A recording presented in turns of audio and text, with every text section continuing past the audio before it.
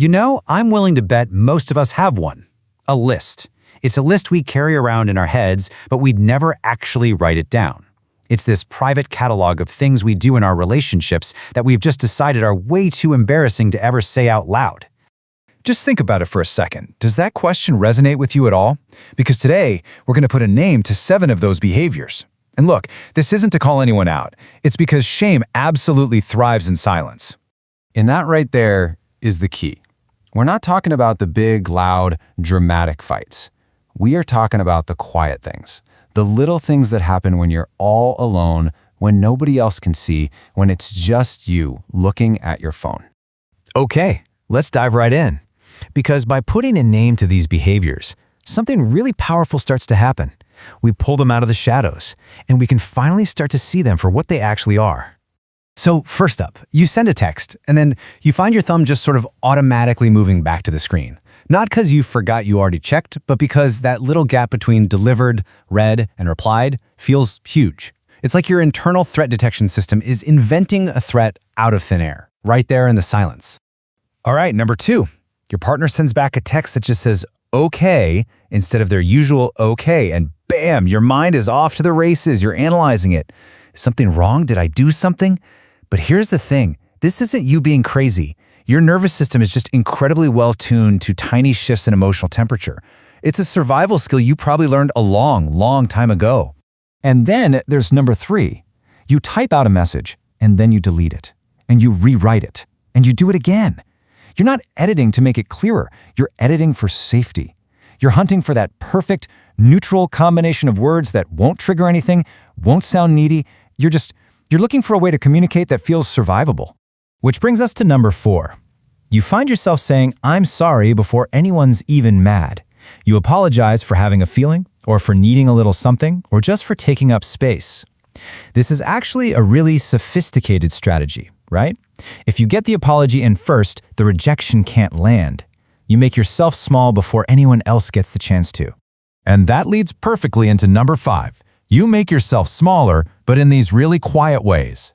You swallow a strong opinion. You decide not to tell that great story from work because being the center of attention for even a few minutes just feels, dangerous.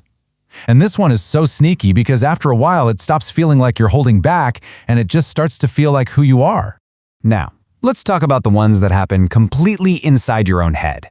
Number 6, you rehearse difficult conversations over and over and over. This isn't just you avoiding things.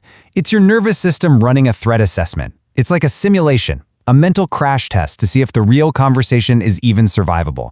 And yeah, sometimes it decides it's not. And finally, number 7. After a conversation is over, you audit it. You hit replay, you scan for that exact moment you might have said the wrong thing.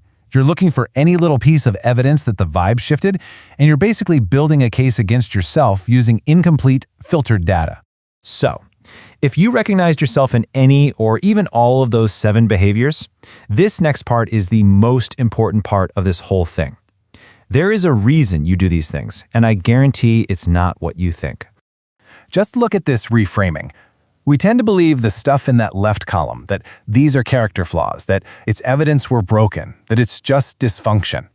But the new understanding, the stuff on the right, is that this is actually a form of survival intelligence. It's a message from your past. It's just a system doing the exact job it was designed to do. So, here's the crucial point. These behaviors are all part of a threat detection protocol.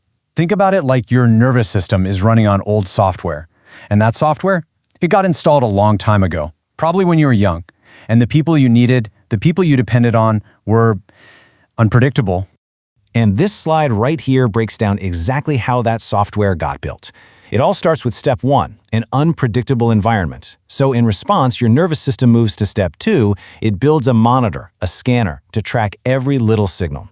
And if that goes on long enough, you get to step 3. That scanning and that shrinking becomes totally automatic. It's a program that's still running today. So what do you do? Well, the answer might surprise you. The first step is not to try and stop it. No, it's something much, much simpler and honestly, a lot more powerful. See, the goal is just to create a tiny bit of space, the distance between being the compulsive checker and watching yourself compulsively check. That little moment of observation, even if it only lasts for 2 seconds, that is where all the change begins. It's not nothing. So here's how you can actually practice that. The next time you feel one of these behaviors kicking in, just try this. Step 1, don't fight it. Don't try to stop it. Step 2, just notice it's happening. And then, step 3, give it a name inside your head. Something simple like, that's the scanner running, or, okay, the rehearsal is starting. You're not judging it, you are just observing it. And by doing just that, you start to build a whole new story, an entirely new narrative. You start to see these behaviors not as who you are, but as a message from your past, a system inside you that has a history.